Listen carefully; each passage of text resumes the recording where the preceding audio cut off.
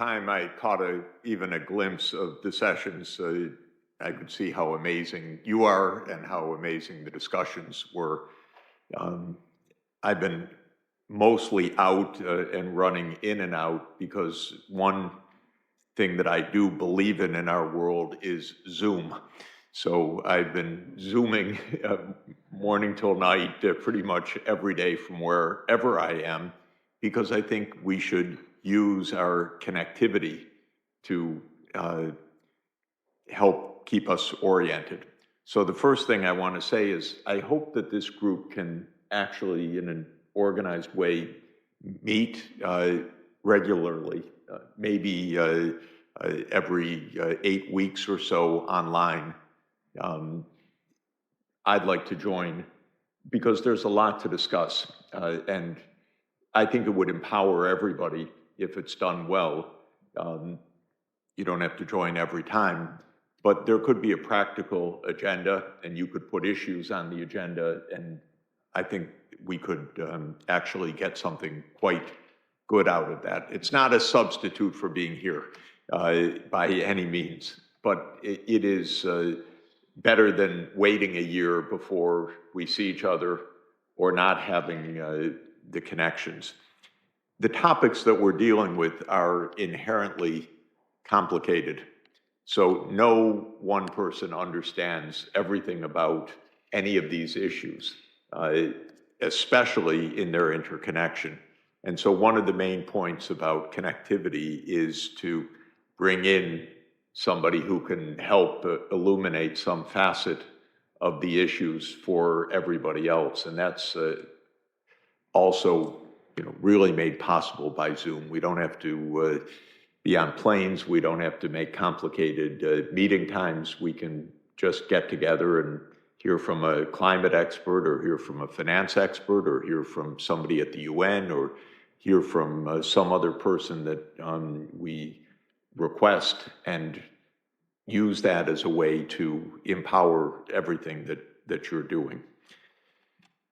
Let me spend just a few minutes talking about the situation in the world right now, because the last couple of days have been dramatic. Now, there is no guarantee that we avoid catastrophe, because the world's not well led, and the world is in a very unstable situation because of all the things that we've been discussing.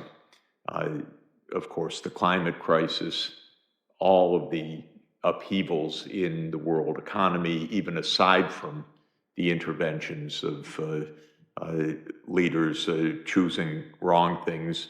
Just the technological upheavals are astounding, and you know that better than I. So this is something quite dramatic. But another thing that's very dramatic is the geopolitical changes that are underway. They are remarkable. They're very dangerous, but on the whole, not bad, actually. What's happening is that a familiar world, led so-called by the United States and Europe, is no longer led by the United States and Europe. It was presumptuous to be led by the United States and Europe to begin with. It's actually the end of a very long cycle that dates back to 1492 and onward, because it started with a voyage that was a little bit went awry and changed the world fundamentally. And they say that, how do you know that Christopher Columbus was an economist, by the way? He didn't know where he was going. He didn't know where he was when he got there, and it was all on a government grant. So this is par for the course. But the world became a European-led world with a lot of cruelty and a lot of inequality and a lot of domination, and with a lot of remarkable technological development that came along with it, but that was utilized as a form of power and oppression as well. And the United States dominated the world for about a half a century after 1945. Now we're in a very different world, and the voices of other parts of the world are really important and growing, and that means that in the media and in the political life in the Western world, there's a lot more anxiety actually than there is in China, for example, or in India, where it's not pessimistic. It's not feeling that the world's falling apart. It's feeling that the world is changing in the right direction, actually. And I would say if you look at opinion surveys in Africa, there's a tremendous amount of optimism, actually. Africa is the most optimistic single continent in the world if you look at opinion surveys. So the world's changing, and it leads to a lot of anxiety, and the anxiety is highest in the United States because nobody likes to be pushed off the perch. But the fact of the matter is the world's becoming a lot more interesting, diverse, interconnected. You're a very diverse group, but not quite diverse enough. Are there any Chinese faces here? No. We have somebody from Hong Kong. Okay, good. Hong Kong, we were just there. It's wonderful. And India? Great, okay.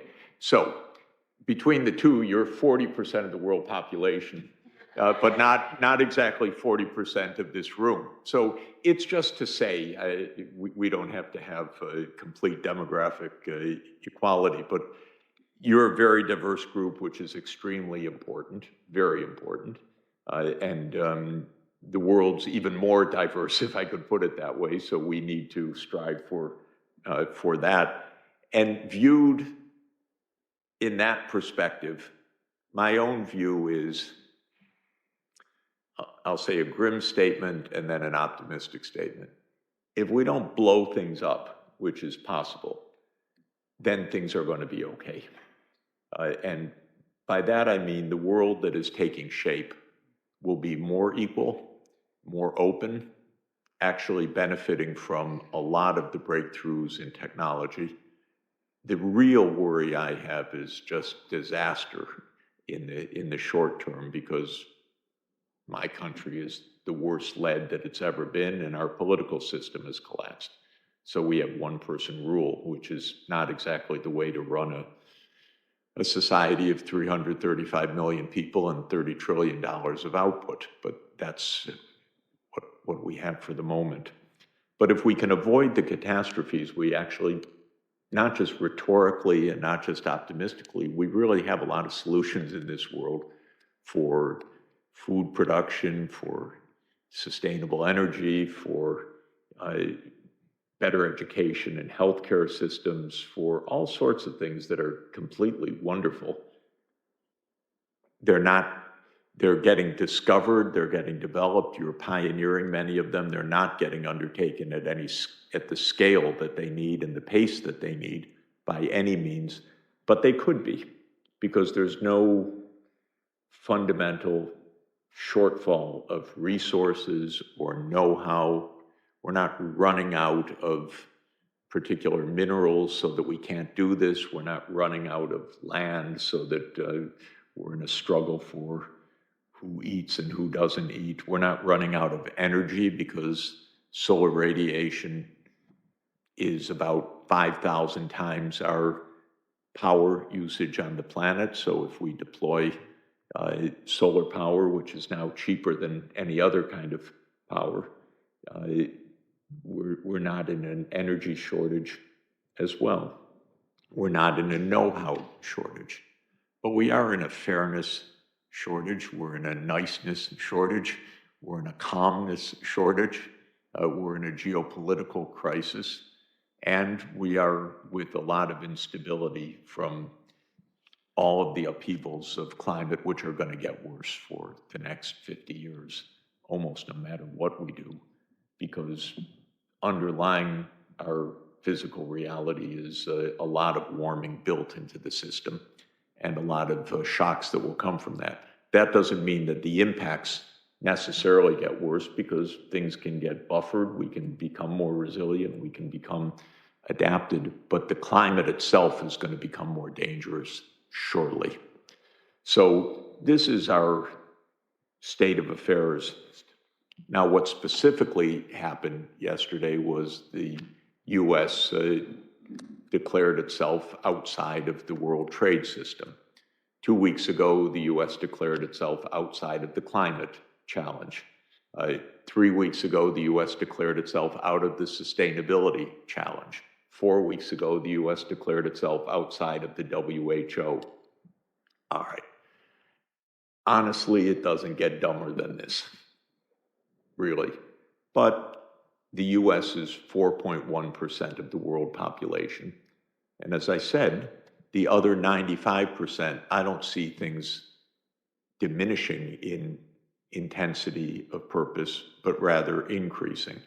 And there are a lot of very good things that are happening, even because of the United States' strangeness of behavior right now. For example, China and India, which have been at loggerheads for 60 years, for more than that, for almost 80 years, for a complicated reason that the British drew an arbitrary borderline in the Himalayas, and that has meant border dispute and conflict between China and India since India gained independence in 1947 and the People's Republic of China was formed in 1949, and they're still fighting over a line that a guy named McMahon drew arbitrarily in 1880, never having been up to the Himalayas where he drew the line.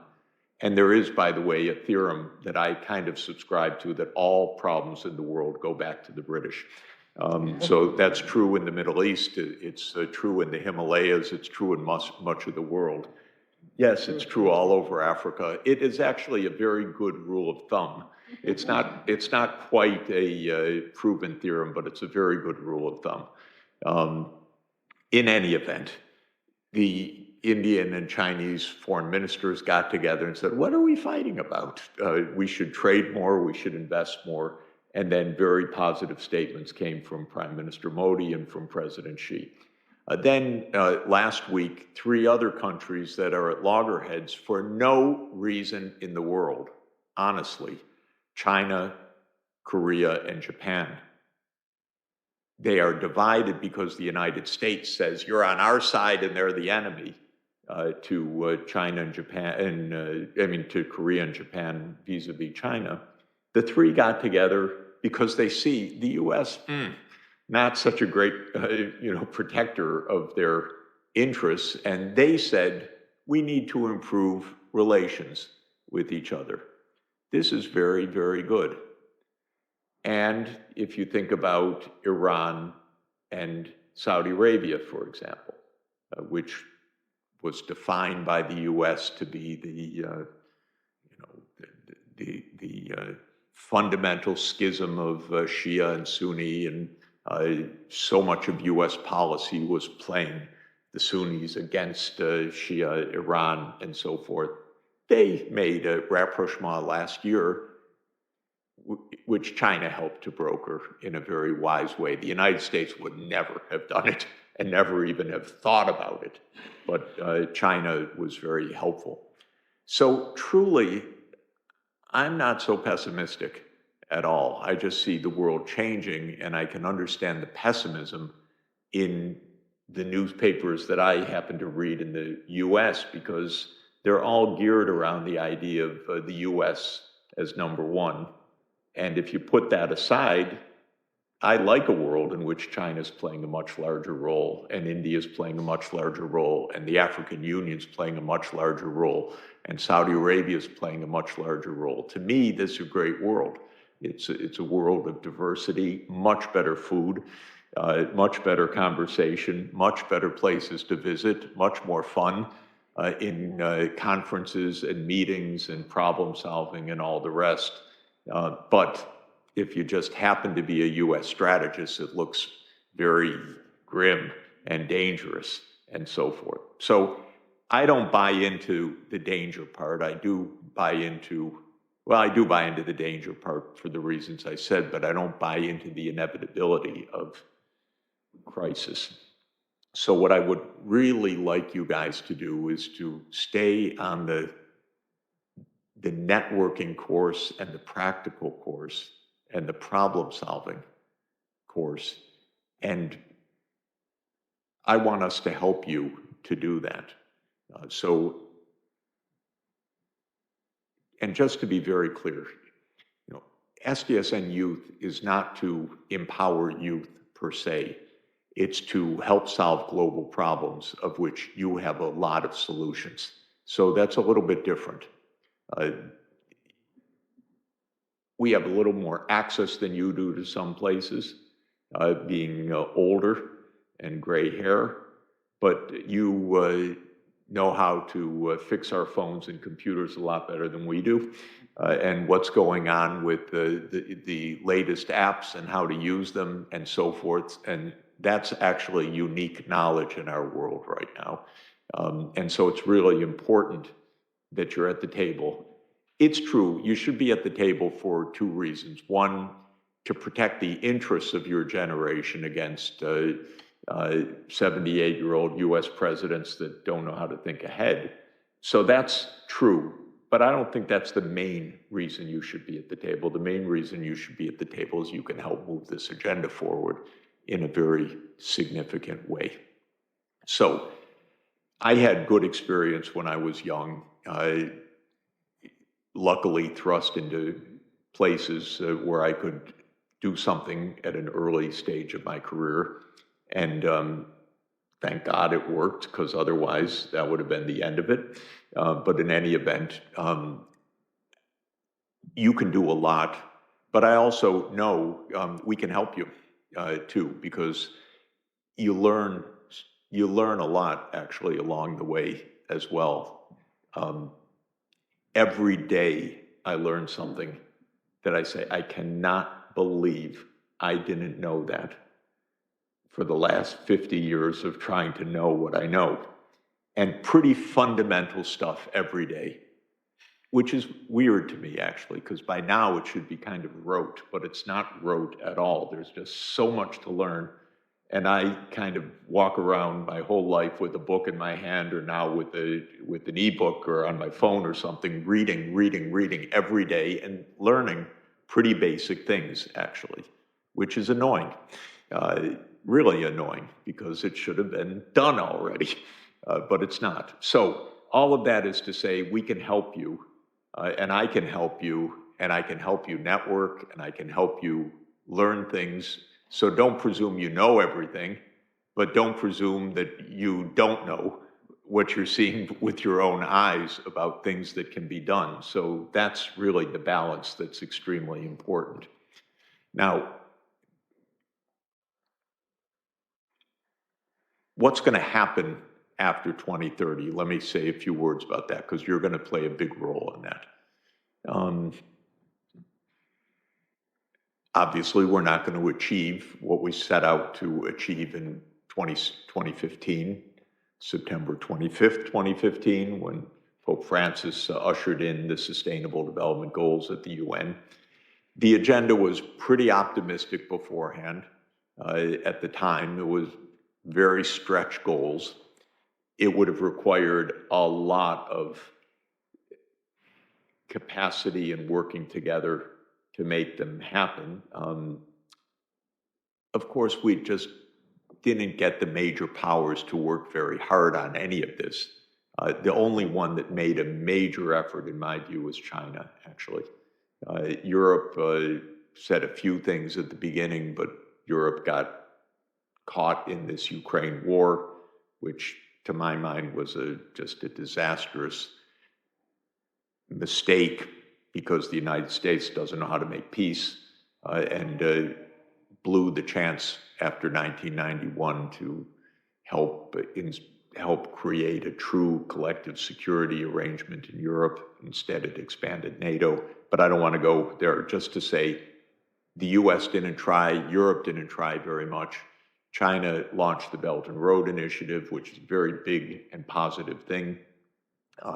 Africa launched the African Continental Free Trade Area, which is a very important thing and a very positive development.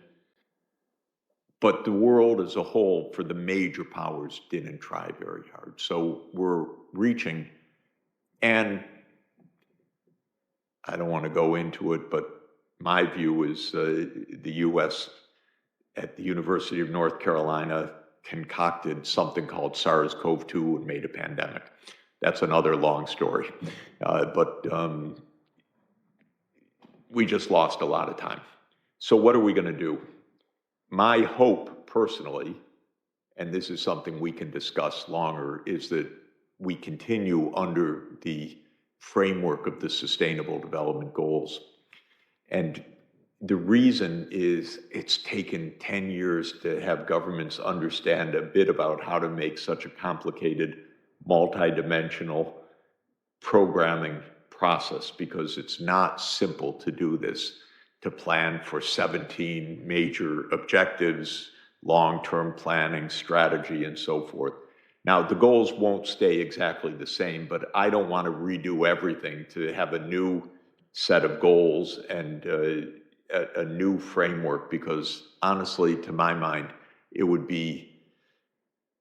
may be constructive in bringing new voices in, to be sure. So I don't want to rule out deliberations, which will take place, but I don't think we should throw out everything, because it just would be a major loss and time sink. And in our world today, the US will walk away from the table anyway, and it just may be very hard to get a framework, other framework. So I'm hoping we continue under this broad rubric, resetting, adding, no doubt, something about artificial intelligence as SDG 18, or repackaging some of the objectives and so on, but to keep this framework to mid-century, because the next period, to my mind, is to 2050, is to mid-century. And that's, in fact, what we need to decarbonize the energy system. It's what we need to transform agriculture. It's what we need to create a workable digital society in which good things rather than bad things happen with these new technologies and so forth. So that's what I think what I am going to be aiming for in the next few years. This will probably be decided more or less around 2027 or 2028. So there will be a UN process.